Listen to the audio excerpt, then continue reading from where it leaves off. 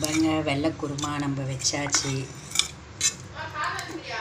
இது பாருங்கள் எப்படி இருக்குன்னு பாருங்கள். ஒயிட் ரைஸ், அப்பளம்.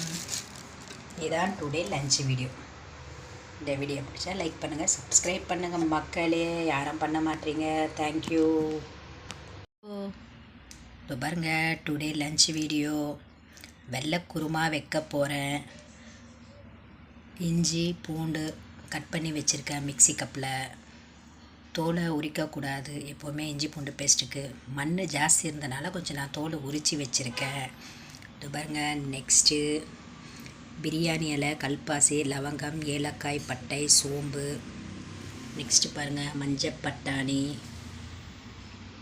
பாருங்கள் சாம்பார் வெங்காயம், பெரிய வெங்காயம், பச்சை மிளகாய் ஒரு 7 2 கட் பண்ணி வச்சுருக்கேன்.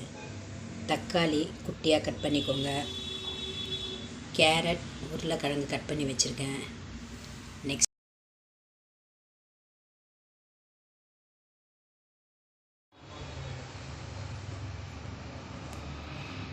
இது பாருங்கள் எல்லாம் வதக்கி விட்டுருக்கேன். கரண்ட்டு கட் ஆகிடுச்சு.